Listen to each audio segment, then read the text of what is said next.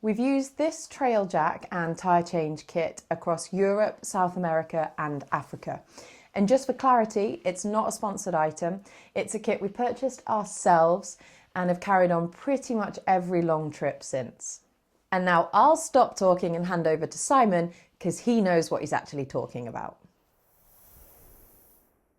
As those of you who are regulars to the channel know, it does tend to be me that uses the kit. So before we look at the kit, let me show you what it is and the problem that it's designed to solve. Chain maintenance. When you're on the road, we all know it's much easier with a centre stand. And we also know that most adventure bikes don't come with a centre stand. It's a real pain. So the solution? A trail jack. And if the trail jack lifts both the front and the rear wheels, then you've also got the perfect tyre change solution. Number 2 bit of the kit, the wheel removal kit. And then finally, the third bit is the tyre irons and all the kit you need to get the tyre off the rim. Trail jack to get the bike up, wheel removal kit, and tyre removal kit. I'm going to go through everything in the kit and kind of point out any advantages and the occasional disadvantage and who I think it's perfect for and who maybe not so much.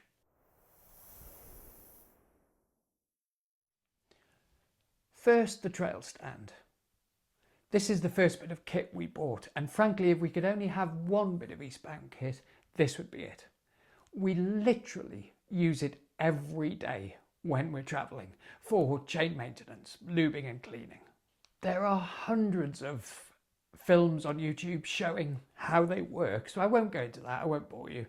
But if you've never come across them before, it's just a super light, super easy way to lift either the back wheel using the swing arm or the front wheel underneath the skid plate. It's extremely adjustable in height, comes in 3 sections, and here's the sort of thought that's gone into the design of this kit. The bit of Velcro that holds the 2 pins, you can use it when you lift the rear wheel. You can wrap that around your front brake to stop the bike rolling off the jack. It's also very light and takes up no space at all. Next is the wheel service kit. That's that one. And these are bike specific. So this is for the Honda CRF 300, which is our bike. So inside this bag is everything that you need to remove the front wheel and the rear wheel. And they have them for most adventure bikes, I think, and certainly most popular adventure bikes. And in the kit, you have 2 spanners for the rear. And it's hard to explain how light these are on video. They almost feel flimsy. And that was one of my worries. Because they're so light, will they strip the nuts or they won't be a particularly tight fit? Yeah, they are. They're brilliant. These have been used extensively and they're as good as new. Then comes I suppose the secret sauce of all the kit, and you'll see it again in a moment, and we'll come to that. But these are the handles, so that slots on. It's modular, and it's hard because it's hard to describe how light they are. And there's a little bit of play in them, and you think they're not going to be very strong. We have abused these. I have stamped on them, stood on them, battered them with rocks to take stiff nuts off, and they've worked every single time, and they're as good as the day I bought them. There you go, there's the 2 of them. But if you need extra leverage, you could just link them, and then you have a pretty long arm, which you'll get off the most stubborn axle nut. So that was our initial setup. Well, we bought the trail stand first, and then we bought the bike specific kit. So we could jack the bike up, and then we could take the wheel off. And then I used to carry separate irons and various other things to get the tyre itself off. But for tens of thousands of kilometres, we used this, and it became just indispensable. We realised how good it was. And that was the stage that we went all in, and we bought the final bit of the kit. And there it is. And I think they call it the Tyre Pro Extension Kit. I think I'll put a label up giving you the proper name. Tyre irons. And there's two of them. And they fit just like the spanners did into the arms. And you use one set that comes with the kit, and then the other tyre iron, you just use the handles that came with the bike specific kit. I am picky about tyre irons. Oh man, I'm picky about tyre irons. I think it's due to incompetence that I used to regularly pinch tubes, and I found that the cheaper tyre irons, for me, they're fine, but I did used to pinch tubes. There's something about these. I don't know if it's how they're designed, I'm no expert, but they seem to be almost kind,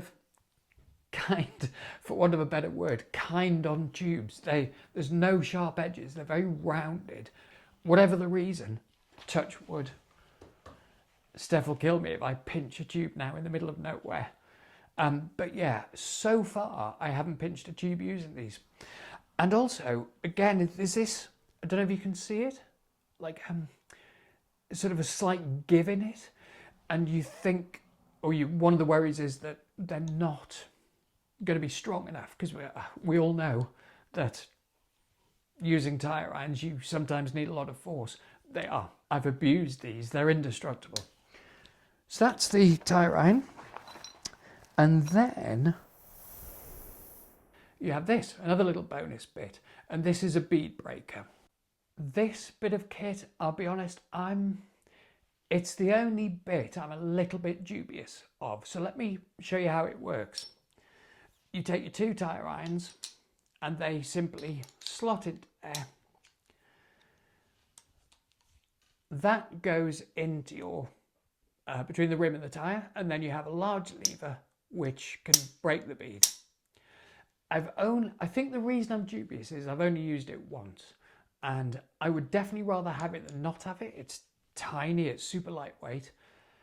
The problem that I've found is that they're not connected to it, so they can slip out, and you can imagine, when you're using that force, I don't know.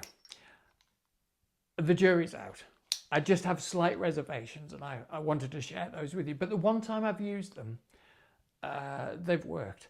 And there was a time in South Africa where the tyres that we use normally, I can break a bead using the old trick, the side stand trick. But we were in South Africa once, and I could not get this tyre off. And I wasn't carrying this at the time. And I ended up having to jump in the back of a local pickup and go to a local village where there were some guys on the roadside who used a massive breaker bar to break the bead for me. And it's fun. Adventures like that are always a giggle. But it wasted hours. And ever since then, I have carried this. Like I say, there's no penalty to carrying it, and it might get you out of a pickle. Next. This is like a bonus thing, and I thought it was a bit of a gimmick. No, it's genius. So the main use for it is, we've all been there. You are trying to lift your rear tyre. You've got a spacer in either side. They're constantly falling out. You're trying to put the chain on, You're trying to slot the disc between the calipers, the brake disc, and while you're juggling all of that, you need a third arm because you're also trying to lift the tyre to the correct height to get the axle in. Well, this is where this genius bit of kit comes in. So you pop your tyre irons on and it becomes, I wish I was better at explaining it. And you're probably thinking, yeah, we get it, get on with it, you clown. But if you imagine that's the ground, it forms a wedge and your tyre sits sort of here. And by the way, they've got a video on the website that does the explanation better than me. And you kick the wedge under the tyre and it lifts the tyre. And when you get it at exactly the right height for the axle to go in, life suddenly becomes easier. It holds the tyre at the correct height. And yeah, I've found it very useful. There are other uses that you put it to as well when you're breaking the bead and other things, but it's on the video. They're sort of secondary uses. Helpful, but the main use is that one.